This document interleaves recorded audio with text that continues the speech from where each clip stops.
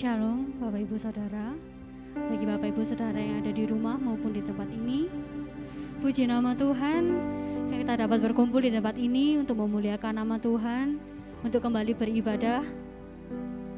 Haleluya Yesus. Mari kita mau datang kepada Tuhan, mari kita mau sembah Dia. Kami rindu Tuhan akan kuasa-Mu Bapa, akan jamahan-Mu. Haleluya Yesus. Mari kita mau sembah Dia. Haleluya Tuhan. Haleluya Tuhan.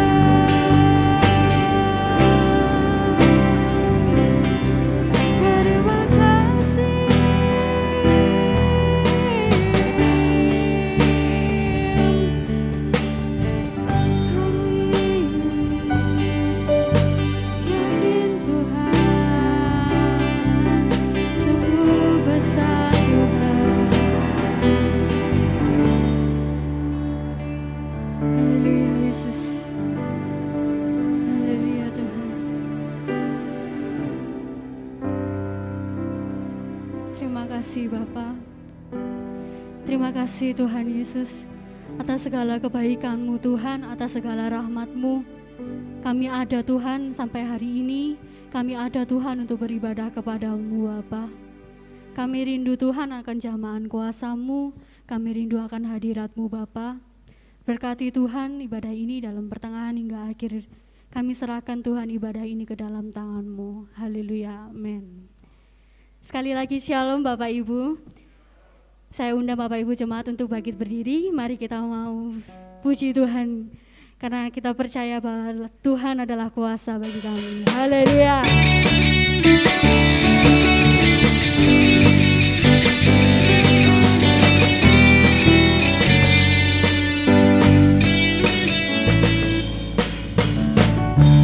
Tuhanlah kekuatan dan mazmurku.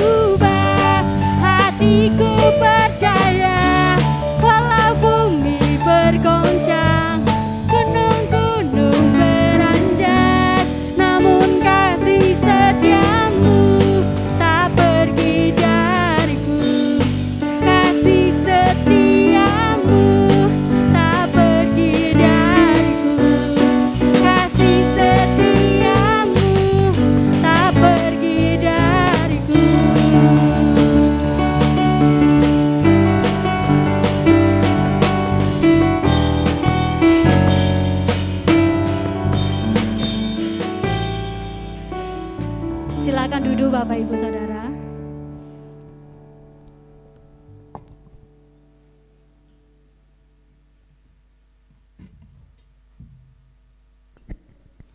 Kita akan berdoa Bapak Ibu.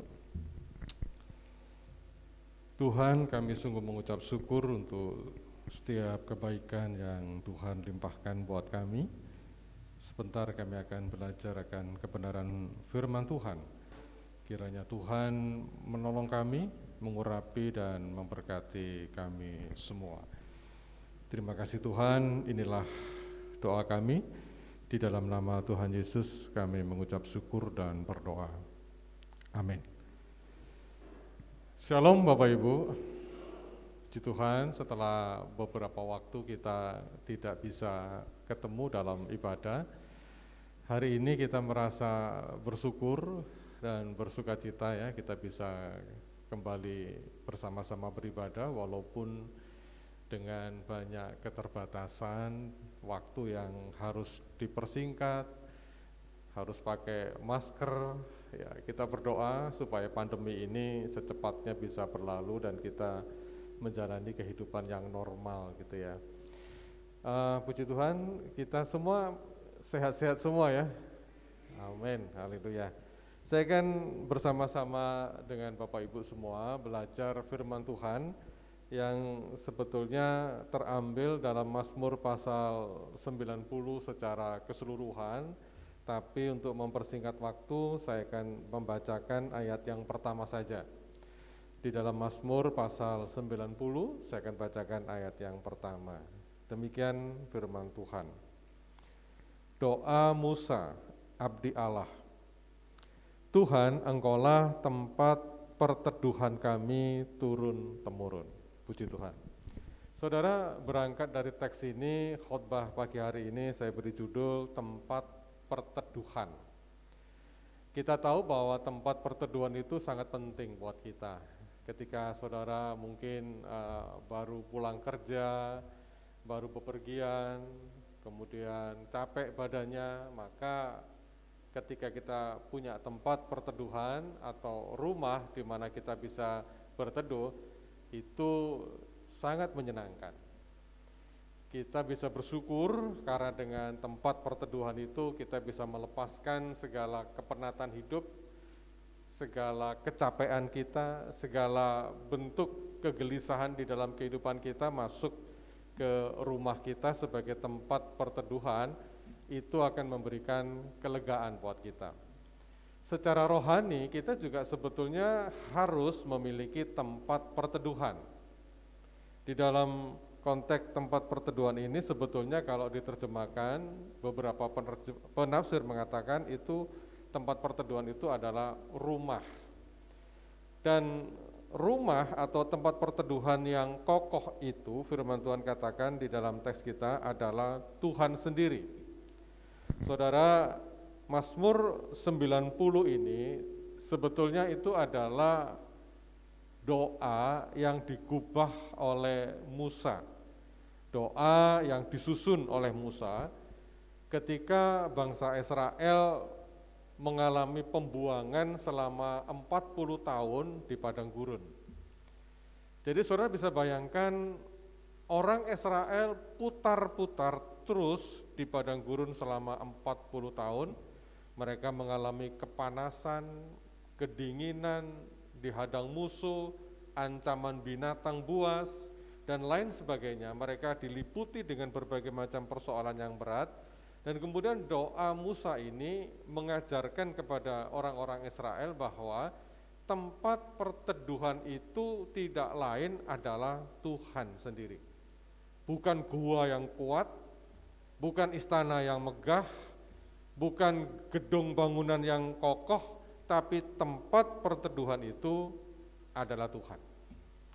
Tetapi kalau kita membaca teks itu secara berkelanjutan, kita akan menemukan bahwa ternyata Mazmur 90 ini tidak hanya bicara tentang doa bangsa Israel agar dilepaskan dari segala berbagai krisis yang mereka hadapi, tetapi juga mengajarkan betapa rapuhnya hidup manusia.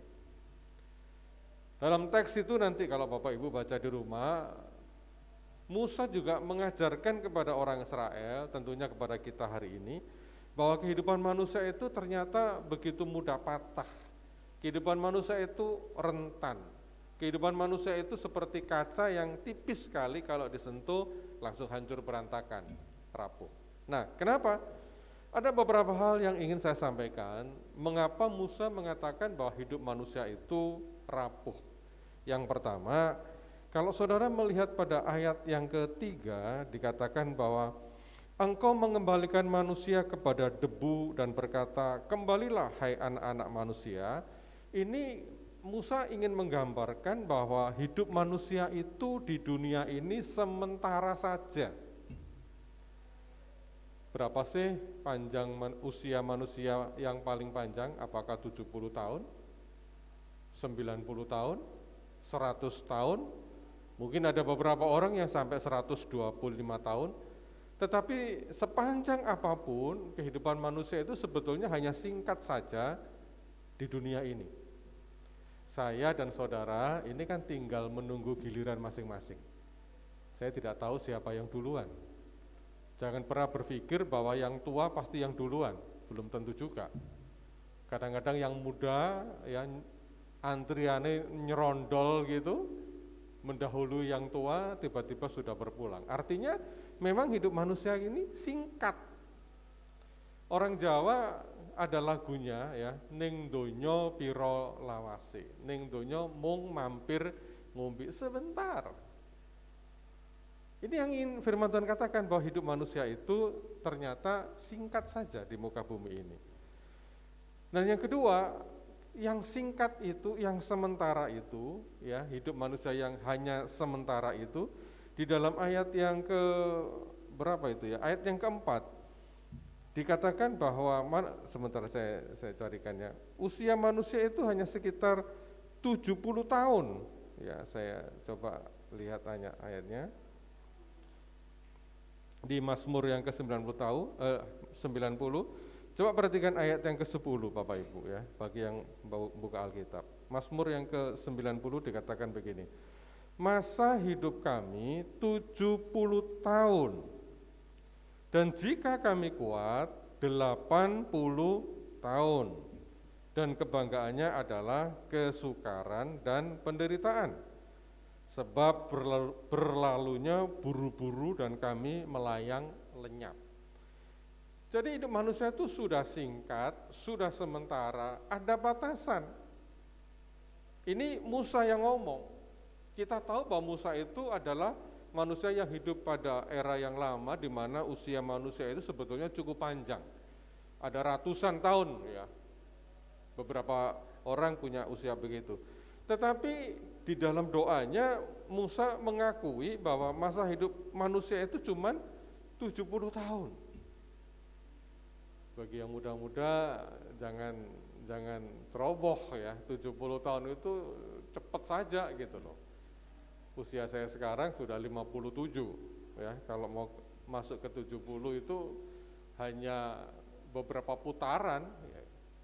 Apalagi yang sudah mendekati 69. Makanya kalau saudara lihat pengumuman yang saya sampaikan kemarin, lansia itu dimulai 70 tahun jangan datang ibadah gitu ya. Karena firman Tuhan bilang begini ya, kebanggaannya itu penderitaan dan kesukaran gitu loh. Jadi ini yang harus kita pahami. Ketika kita memasuki usia-usia yang masuk 70, 80, pasti kondisi fisik kita ini semakin melemah. Nah ini yang Musa ajarkan, bahwa hidup manusia itu sementara saja, rentan saja.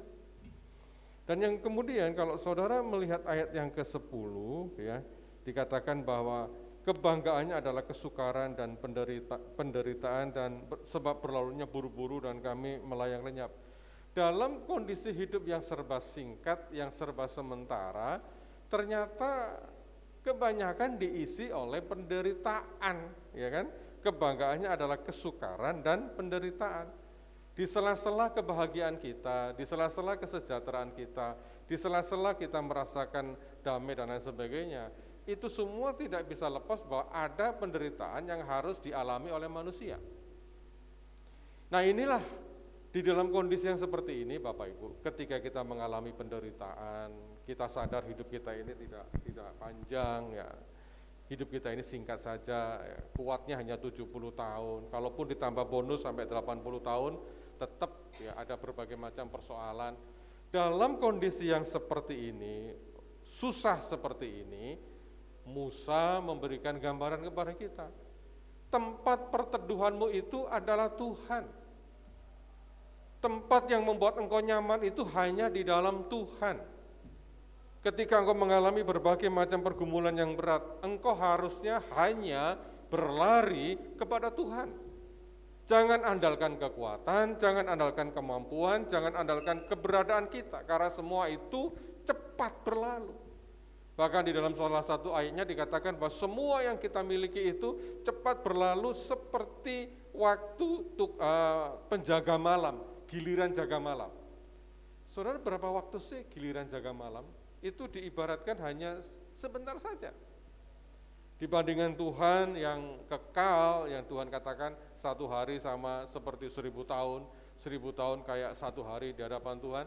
Usia manusia, keberadaan manusia, kerentanan manusia itu cuma sebentar saja.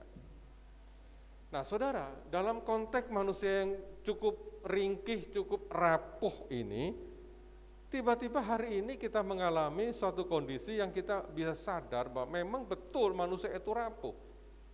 Kenapa? Pandemi.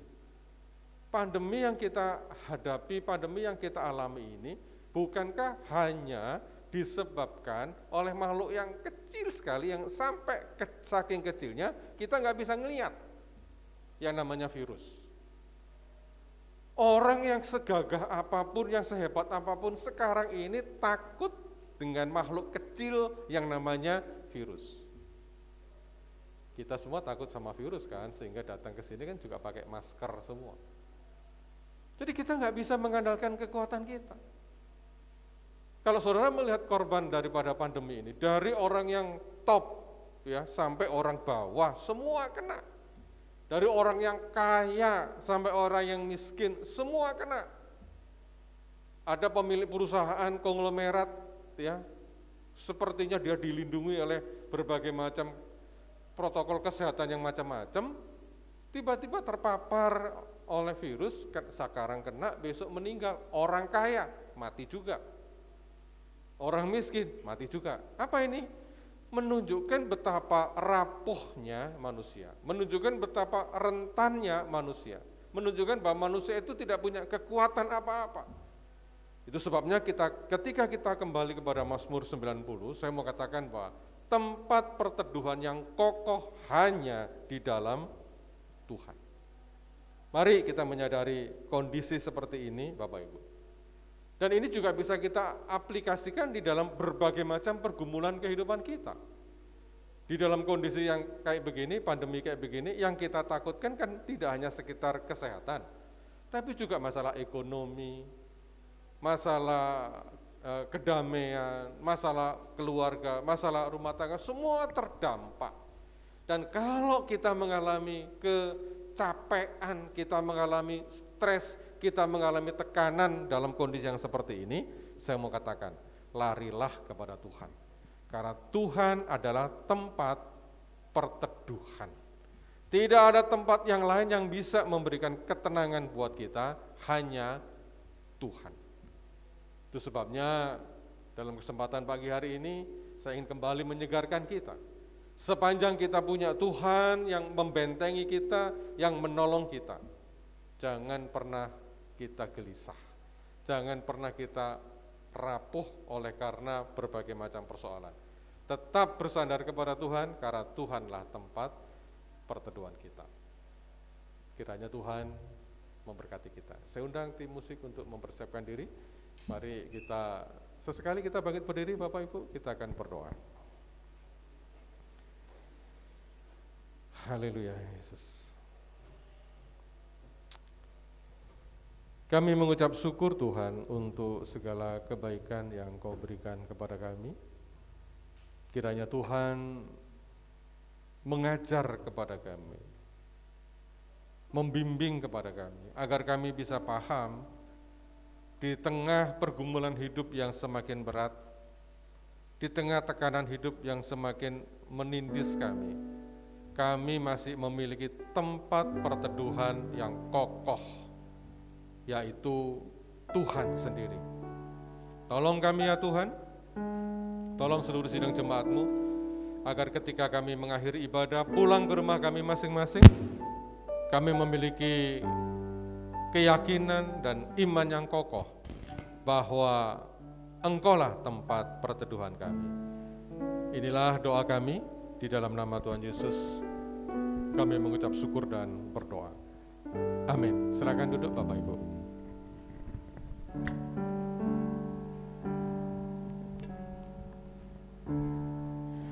Puji nama Tuhan, terima kasih untuk firman yang sudah disampaikan. Kini tiba saatnya kita akan memberikan persembahan. Saya mohon dengan kasih Ibu Rini untuk menyebarkan kantong persembahan. Dan sekali lagi kita akan berdoa. Mari kita tunduk kepala. Terima kasih Tuhan atas segala berkat-Mu Tuhan pada pagi hari ini. Jika sebentar lagi Tuhan kami akan memberikan persembahan, kiranya persembahan ini Tuhan bisa untuk memuliakan nama-Mu saja Tuhan. Kami serahkan Tuhan persembahan ini ke dalam tangan-Mu, hanya di dalam nama Bapa kami sudah berdoa. Amin.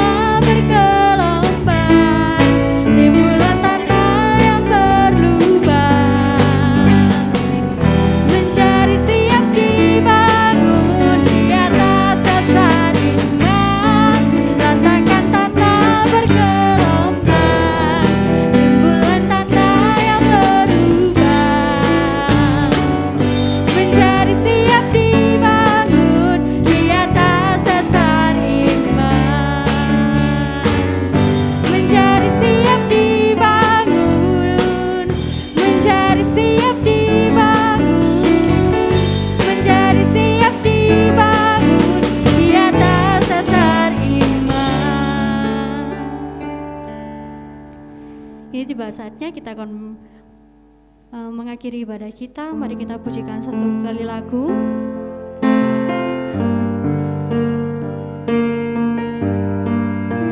Yesus, terima kasih Tuhan.